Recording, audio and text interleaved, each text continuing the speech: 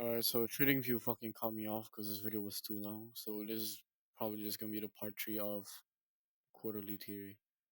So like I said in the last video, the end of the video, uh, these accumulation highs have not been taken out. So during Q4, you wanna expect for these highs to be taken. So let's say we have an XAMD on Q4, distribute lower, and then London we just accumulate, and at New York we dump again. Wait, what the fuck am I saying? In Asia we distribute hella, and in London we accumulate crazy. New York we dump. And what do you expect for PM session to do? To rally higher up onto these accumulation highs. So that's how you would frame a trade with XAMD, pretty much. Oh, what the fuck happened? Oh my days, I just fucked up the thing. But yeah, that's not my.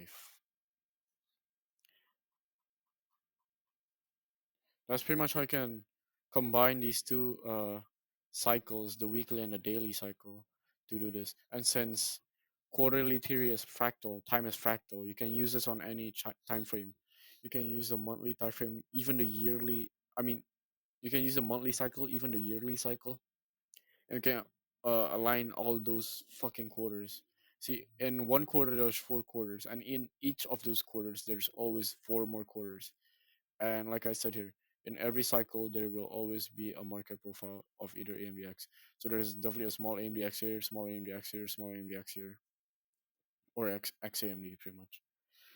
So yeah, now I'm gonna be getting into an example. Oh fuck, I'm gonna be getting into an example of Monday's trade and how you can align standard. I mean, how you can implement standard deviations into this also. I know you guys fucking like the word standard deviations. Fucking standard deviation PO3 video got crazy views. Oh my days. Let me just delete this shit real quick.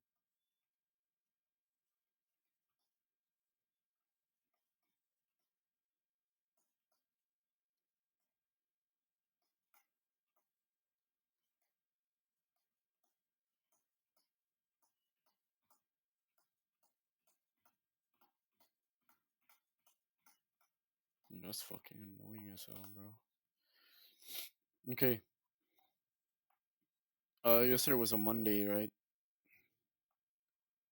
Um,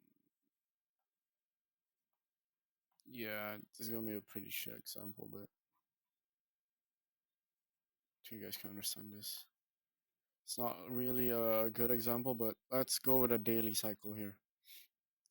So here's what I saw. It's not really a session cycle. It's more of like a quarterly theory in general. So what I saw here is range during the middle of London and post London. We accumulated crazy. Market open, we pumped, right? And middle of market open, we dump. And after that, you would expect X, which would be a reversal or a continuation. And in this case, I would really expect a reversal because we have dropped like hella points, and I don't see a reason for us to go lower. So therefore, I would expect X to be a continuation. So now, how you can use standard deviations with this? A good standard deviation I would use is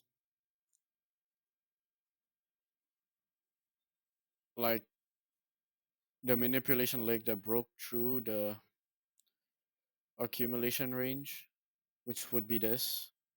We manipulated lower, broke through the high of the accumulation, and it gave us a good level right here. And you can use other shit to align with the standard deviation. Like, pretty sure I saw this yesterday. Yeah, with this big ass imbalance.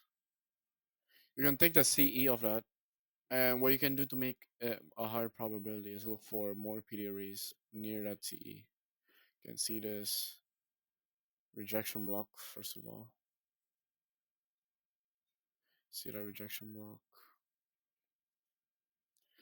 there. So this is a pretty decent level because you got time and price aligning because you accumulate it and it looks like you're fucking breaking through this range, which is the manipulation leg.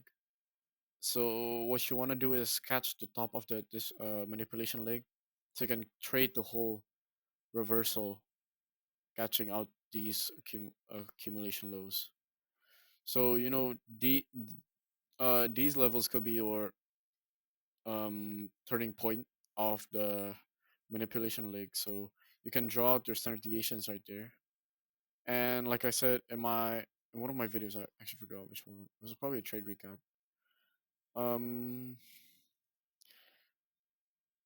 the fucking what you call it? The last New York AM lower time frame accumulation deviations is like a pretty good one.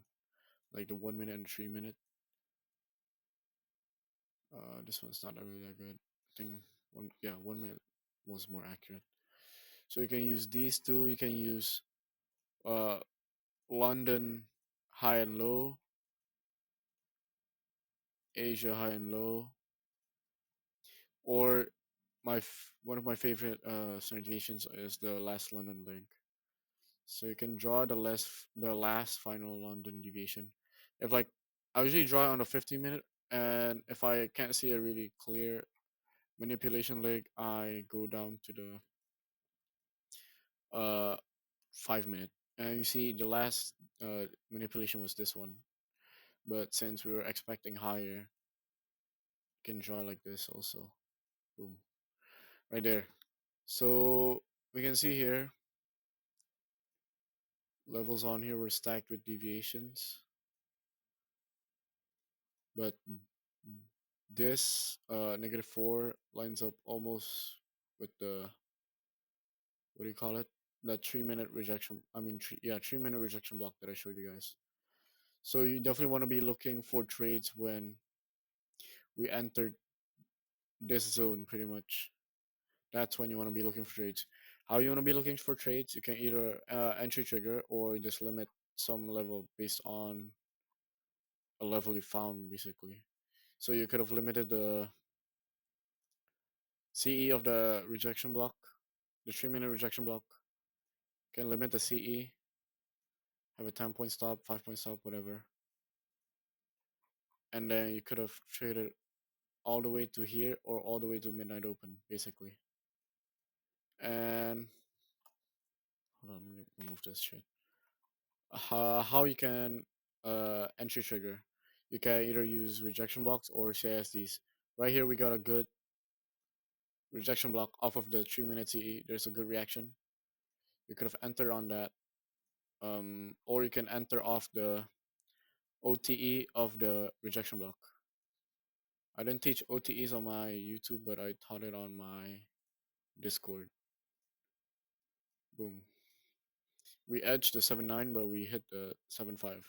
So you can either enter off the CE of that 5 minute rejection block with a 10 point stop, 5 point stop. 5 point stop is enough. Or you can enter off the 705 and target all the way down to the accumulation lows or the midnight open. Again, key opens. I did not teach you guys, but I'm expecting you guys to know. If you don't know, join my Discord and watch the video that I made for the Discord exclusively. I would have given you a 40 RR. Now, let's say you missed NYAM and you didn't take the trade on that. You can expect a reversal or a continuation during the afternoon session. So for me, I actually had a level on here, midnight open, specifically, and other conflicts that I had was this deviation level. Wait, it wasn't this. Was it?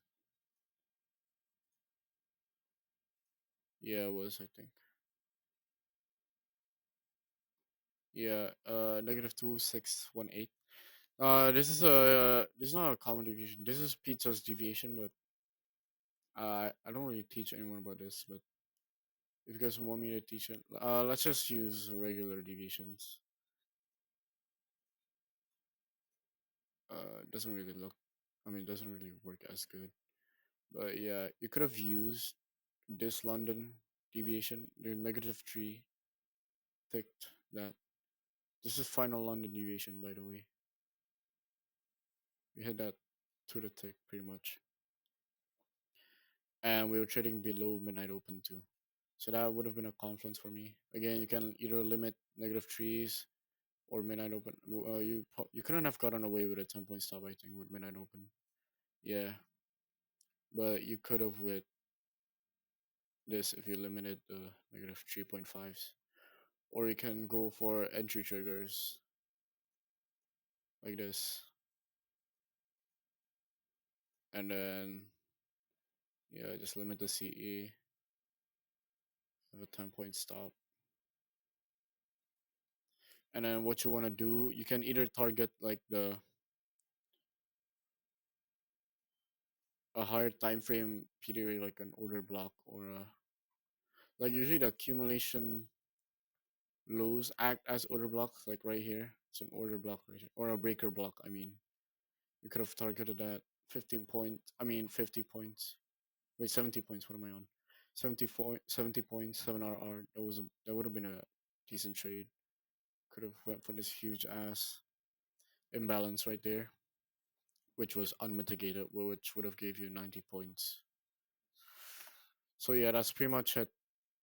That's yeah, I covered pretty much all of quarterly theory and how you can use standard deviations to catch crazy trades. Yeah, if you got any questions, just comment them down below or join my Discord and ask me there. I got other people too in there. Probably can help you too. All right.